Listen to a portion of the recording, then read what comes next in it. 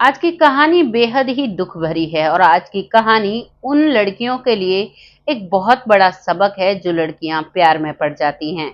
लेकिन आज की कहानी में एक लड़की जो प्यार में धोखा खाती है, वही मरकर जीवित होती है और जिस प्रेमी ने उसे धोखा दिया, जिस प्रेमी ने उसे जान से मारा, उसी को दिलवाती है सजा। ये कहानी एक संदेश देकर जाती है कि हमें हमेशा अपने माता-पिता की बात को मानना चाहिए और हमेशा अपने सच्चे इरादे पर रहना चाहिए। हमें कभी भी किसी के बहकावे में नहीं आना चाहिए, नहीं तो हमारे साथ क्या-क्या हो सकता है उसका अंदाजा भी नहीं लगा सकते। नमस्कार, मैं महक चौधरी। आज की जो कहानी लेकर आई हूँ, ये ऑस्ट्रेलिया के एक शहर की सच्ची घटना है। यहाँ पर टीना नाम की एक लड़की होती है, जो महज 16 साल की होती है और 16 साल की जब वो होती है तो वो एक लड़के से प्यार करने लगती है। लड़के की उम्र करीबन 18 साल होती है और लड़की से वो प्यार करने लगता है। दोनों एक दूसरे को बहुत प्यार करते हैं और बहुत ही ज़्यादा वक्त वो एक दूसरे के साथ बिताते हैं। यहाँ भारत में ज़्यादातर बच्चियों पर ध्यान रखा जाता है, उनकी हर एक्टिविटी पर ध्यान रखा जाता है, लेकिन ऑस्ट्रेलिया जैसे शहर में ज़्यादा ध्यान बच्चियों पर नहीं दिया जाता, उनकी आज़ादी उन्हें दी जाती है और जब बच्चा 12-15 साल का हो जाता है, तभी उससे कह दिया जाता है कि तुम अब अपनी मर्जी के मालिक हो, अपनी चीज़ों को जो तुम चाहते हो वो तुम कर सकते हो। और वैसा ही इस परिवार का माहौल था। परिवार में जो लड़की है उसकी माँ, उसका नाम ऐना और जो उसका पिता है उसका नाम जॉर्ज होता है, जो कि बहुत ही अपनी बेटी को प्यार करते हैं। दोनों की इकलौती बेटी होती है। दोनों जॉब करते हैं, वो अपनी जॉब में मसरूफ़ रहते हैं और पीछे से उनकी जो बेटी है टीना, वो एक लड़के से प्यार करती है जिस लड़के का नाम होता है किन। किन से बेहद प्यार करती है और इस प्यार के चलते वो अब गर्भवती हो जाती है। जब वो गर्भवती होती है तो वो अपने प्रेमी से कहती है हमें अब साथ रहना चाहिए, लेकिन वो उससे मना कर देता है। वो कहता है अभी वक्त नहीं है, वक्त आने दो। कई बार टीना कहती है अब वक्त नहीं है, अब हमें साथ रहना होगा, लेकिन वो नहीं सुनता है और इसी प्रोसेस में 21 हफ्ते की वो लड़की गर्भवती हो जाती है और अब वो उससे जिद करने लगती है। जब किन इस बात को देखता है तो वो कहता है चलो घूमने कहीं चलते हैं और वो उसे उसके कॉलेज से लेता है और लेने के बाद अब उसके साथ वो चल देता है। वो काफ़ी जगह चीज़ें खाते-पीते हैं, घूमते-फिरते हैं, मूवी देखते हैं और उसके बाद कहता है वो कि चलो शाम का वक़्त होता है कि चलो जंगल में घूम कर आते हैं। अब वो जंगल में पहुँचते हैं। वहाँ जाने के बाद किन जो है वो उसका गला दबाने लगता है। टीना विरोध करती है, काफ़ी विरोध के बाद भी वो अपने आप को नहीं बचा पाती है और किन वहीं पर गला दबाकर और संतुष्टि करके कि अब ये जीवित नहीं है, वहाँ से फरार हो जाता है। रात के वक़्त जब बेटी घर पर नहीं आती है तो माँ ऐना अपनी जॉब से जल्दी आ जाया करती। वो अपने पति को कॉल करती है और कहती है कि ऐना अभी तक घर नहीं आई है। ये घटना 2015 की थी। उस समय सभी के पास मोबाइल था और उसके जो उनकी बेटी थी उसके पास भी मोबाइल था, लेकिन उसका फ़ोन लगातार बज रहा था और वो फ़ोन नहीं उठाती है। अब उसके माता-पिता चिंतित होते हैं। शाम के वक़्त वो पुलिस के पास जाते हैं। वहाँ जाने के बाद सारी चीज़ें बताते हैं कि हमारी बेटी घर से कॉलेज के लिए गई और उसके बाद वो नहीं आई। दरअसल वो एक कोर्स कर रही थी, जिसके दौरान वो अपने एक कॉलेज में जाया करती थी, वहाँ पर उसका कोर्स चल रहा था। अब पुलिस वाले रात के समय कहते हैं, ठीक है देखते हैं, तो पुलिस वाले वहाँ की सारी चीज़ें जाँच करते हैं, लेकिन ऐना का कहीं भी, जो टीना है उसका कहीं भी पता नहीं चलता है। रात निकल जाती है, पूरी रात माता-पिता इंतज़ार करते हैं, सुबह के वक़्त वो लीव लेते हैं और लीव लेने के बाद अब वो दोनों अपनी बेटी को ढूँढना शुरू करते हैं। वो पहले कॉलेज जाते हैं, पुलिस भी अपना काम लगातार कर रही थी और वो माता-पिता भी अपनी बेटी को ढूँढने की वो पूरी कोशिश कर रहे थे। कॉलेज जाकर कॉलेज में पता करते हैं और वहाँ पर पता चलता है कि उनकी लड़की एक लड़के से प्यार किया करती। अक्सर वो दोनों कॉलेज में ही साथ घूमा करते, लेकिन अब वो लड़का अभी कॉलेज नहीं आ रहा है और ऐना भी कॉलेज टीना जो है वो भी कॉलेज नहीं आई। इस बात को सुनकर माँ जो ऐना है वो परेशान हो जाती है, क्योंकि उसकी माँ को कई बार अपनी बेटी में कई बदलाव देखने को मिले। वो कई बार अपनी बेटी से पूछती है, लेकिन वो माँ को नहीं बताती है। अब उसका शक गहरा हो जाता है और अब उस लड़के के घर जाते हैं। लड़का अपने घर पर ही मिलता है। लड़के से जब पूछते हैं तो वो कहता है, मुझे क्या पता, हमारी दोस्ती थी, बहुत अच्छी थी, लेकिन मुझे तो पता ही नहीं, मैंने कल उसे देखा ही नहीं। लेकिन उस लड़के को नहीं पता था, जो किन था, कि ऐसा उन्हें ये कॉलेज में जाकर पता कर चुके हैं कि कल वो मेरे साथ ही कॉलेज से निकली थी। अब यहाँ पर उसका झूठ पकड़ा जाता है और माता पिता अब उस लड़के को पुलिस को अरेस्ट करा देते हैं।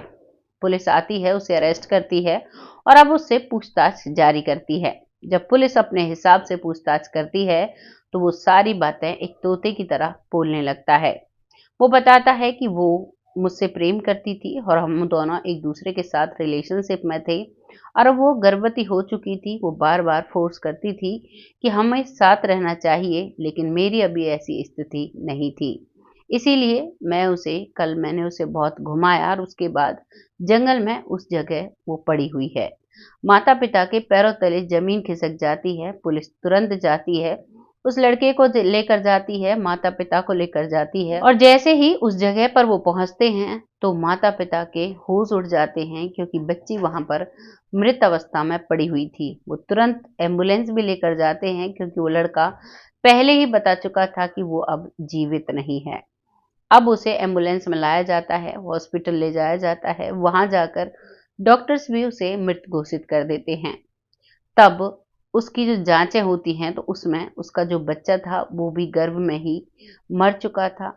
उसका एक छोटा सा ऑपरेशन किया जाता है और उस बच्चे को बाहर निकाला जाता है, लेकिन वो डेड थी, क्योंकि माता पिता बार बार फोर्स कर रहे थे, हो सकता है हमारी बेटी जीवित हो जाए, हो सकता है कुछ हो जाए, क्योंकि आज तक जो भी लोग इस दुनिया से गए हैं और जो भी जीवित हुए हैं उनमें ऐसा केस पहली बार आया है। क्योंकि नॉर्मल डॉक्टरी साइड से अगर हम देखते हैं तो जब बच्चा गर्भ में होता है और माँ जीवित नहीं होती है तो उसके कुछ ही घंटे बाद वो बच्चा भी इस दुनिया में नहीं रहता, और वो उसके अंदर से जो निकला जहर होता है उससे माँ की भी जान को खतरा हो जाता है।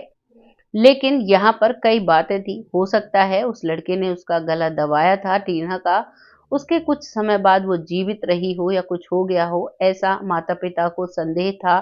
वो ऐसे ही डॉक्टर्स को कहते हैं, डॉक्टर्स अपनी पूरी कोशिश करते हैं, लेकिन बच्चा इस दुनिया में नहीं रहता है और वो लड़की भी जीवित नहीं होती है। उसकी डेथ सर्टिफिकेट वो बनाते हैं और उसको वो माता पिता को सौंप देते हैं।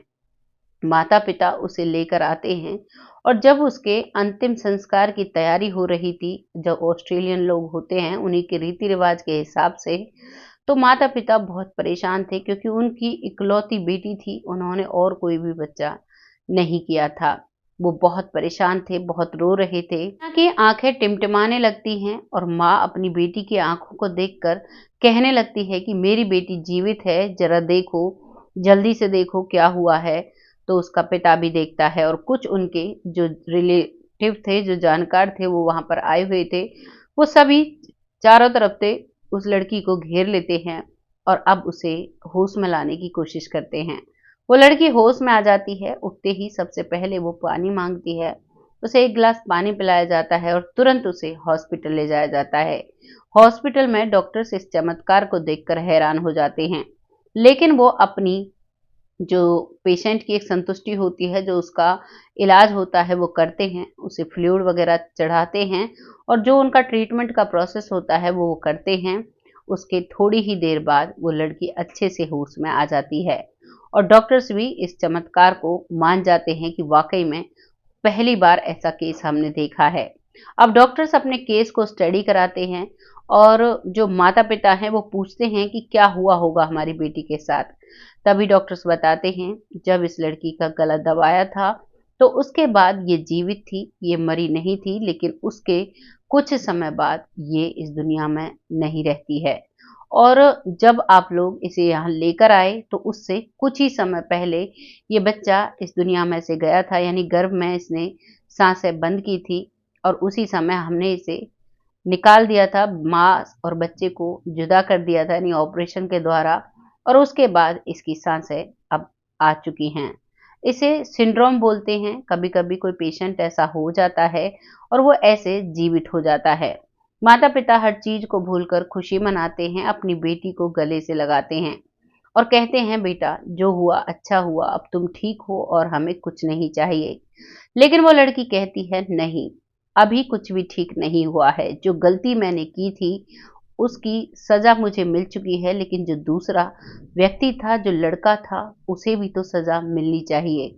और अब वो उस लड़के का नाम लेती है किनका, जो कि पहले से ही पुलिस की हिरासत में था। अब वो कहती है कि इसने मेरे साथ ऐसा किया और गलत किया। वो अपनी रिपोर्ट दर्ज कराती है और अब उस लड़के किन को वहाँ के कानून के हिसाब से सज़ा होती है। वो लड़की कुछ दिनों में ठीक हो जाती है, दोबारा से कॉलेज जाना शुरू करती है और अब वो इतनी अच्छे तरीके से पढ़ाई करती है, बहुत अच्छे से अपने कोर्स को कंप्लीट करती है और एक बड़ी सॉफ्टवेयर कंपनी में जॉब करती है। जॉब के दौरान जब वो जॉब करती है, इस जीवन के लगातार 10 साल मेहनत करने के बाद वो एक बहुत अच्छे मुकाम पर पहुंचती है और अब वो अपने जीवन में एक बड़ा फैसला लेती है। वो कभी भी एक व्यक्ति का साथ न लेने का संकल्प लेती है, यानी कभी भी किसी लड़के से शादी ना करने का संकल्प लेती है और बहुत अच्छे से अपने माता-पिता के साथ रहती है। माता-पिता भी उसके इस फैसले में उसका साथ देते हैं। वो उनकी इकलौती संतान है और वो उसी के साथ खुश हैं। वो कहते हैं, जहाँ हमारी संतान खुश है वहीं हम खुश हैं। हमें नहीं है ज़रूरत, हमारी बेटी अगर शादी नहीं करना चाहती है। 2025 चला हुआ है, वो अपनी ज़िंदगी बहुत अच्छे से जी रही है।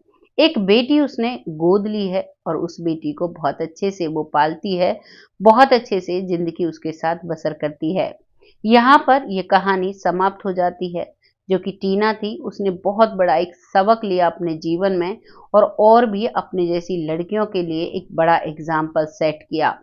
क्योंकि ज़्यादातर जो लड़कियां होती हैं वो प्यार में धोखा खाती हैं और उनके साथ ऐसी ही घटनाएं घटित हो जाती हैं। अभी थोड़ी देर पहले मैंने एक कहानी देखी, जिस कहानी में एक 16 साल की ही लड़की होती है। जैसे ही वो एक लड़के से प्यार करती है और वो फिर गर्भवती हो जाती है, उसके बाद वो लड़का उसे मार देता है। लेकिन आज तक भी उस लड़की की डेड बॉडी नहीं मिली है। आज तक उसके माता-पिता उसे तलाश रहे हैं। करीबन 7 वर्ष हो चुके हैं, लेकिन उस लड़की का कहीं भी कोई अता-पता नहीं है। वो लड़की भी इकलौती थी अपने माता-पिता की, लेकिन क्या कर सकते हैं, जब लड़कियां ऐसे फंदों में फंस जाती हैं, तो उनके साथ बहुत-बहुत बुरा हो जाता है। इन सभी कहानियों से लड़कियों को स्पेशली सबक लेना चाहिए कि उनके जीवन में क्या-क्या हो सकता है अगर वो किसी ऐसी बात में फंसती हैं और अपने जीवन को बर्बाद करती हैं। वो सिर्फ अपने ही जीवन को बर्बाद नहीं करती, अपने साथ-साथ अपने माता-पिता के सारे सपनों को तोड़ती हैं, अपने माता-पिता के जीवन को भी बर्बाद कर देती हैं। क्योंकि एक माता-पिता को जब एक बच्चा पैदा होता है तो उसी के साथ माता-पिता के बहुत सारे सपने होते हैं। उन सभी सपनों को पूरा करने के लिए अपने बच्चे को वो पालते हैं, अपने बच्चे की हर ख्वाहिश पूरी करते हैं, उसकी ज़िंदगी में आने वाले हर दुःख को उससे दूर रखते हैं, उसके लिए आगे बढ़ने के हर रास्ते को खोलते हैं। कड़ी मेहनत कर उस पर पैसा खर्च करते हैं, लेकिन बच्चे इस बात को नहीं समझते हैं और अपनी कुछ नादानियों की वजह से एक ऐसे अंधकार में चले जाते हैं कि उस अंधकार का कहीं भी उन्हें छोड़ नहीं मिलता है और कहीं भी उन्हें कोई रोशनी की किरण नहीं दिखाई देती है। इन कहानियों को लाने का बस यही उद्देश्य होता है कि जो भी इन्हें देख रहा है, इनसे सबक ले और अपने जीवन में ज़रूर अप्लाई करें। बहुत जल्द ऐसी ही किसी सच्ची और अच्छी स्टोरी के साथ आती हूँ। तब तक आप सब खुश रहें, आबाद रहें, भगवान से यही दुआ करती हूँ। ये कहानी यहाँ समाप्त हो जाती है। अब वक्त आता है उन लोगों का जो लोग हमें दिल से सपोर्ट करते हैं, बहुत प्यारे कमेंट करते हैं।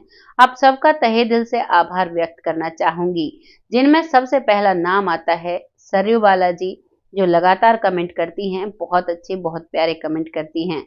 आपका तहे दिल से आभार व्यक्त करती हूँ। अगला नाम आता है रामायण कुशवाहा जी, जो बहुत प्यारे कमेंट करते हैं, बिटिया कहकर संबोधित करते हैं, बहुत अच्छा लगता है। ऐसे ही अपना आशीर्वाद हमारे सर पर बनाए रखें। अगला नाम आता है प्रेरणा जी, जो नई जुड़ी हैं, जो कि न्यू दिल्ली से हैं। आपका तहे दिल से आभार व्यक्त करती हूँ।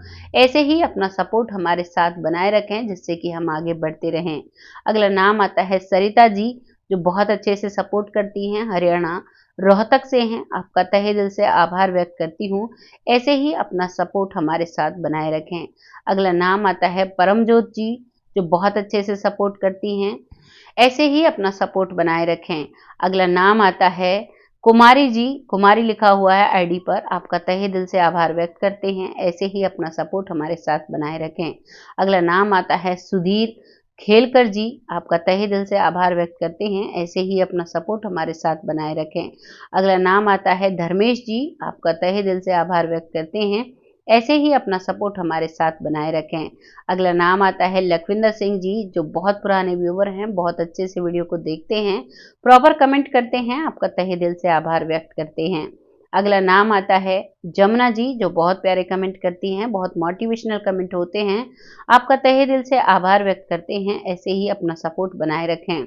अगला नाम आता है मंजू चौधरी जी, जो बहुत प्यारे कमेंट करती हैं, आपका तहे दिल से आभार व्यक्त करते हैं। ऐसे ही अपना सपोर्ट हमारे साथ बनाए रखें। आप सबके सपोर्ट से हम बहुत अच्छे से आगे बढ़ रहे हैं। ऐसे ही अपना प्यार, आशीर्वाद और अपना सपोर्ट बनाए रखें, जिससे कि हम आगे बढ़ते रहें। बहुत जल्द ऐसी ही किसी सच्ची और अच्छी स्टोरी के साथ आती हूँ। तब तक जय हिंद, जय भारत।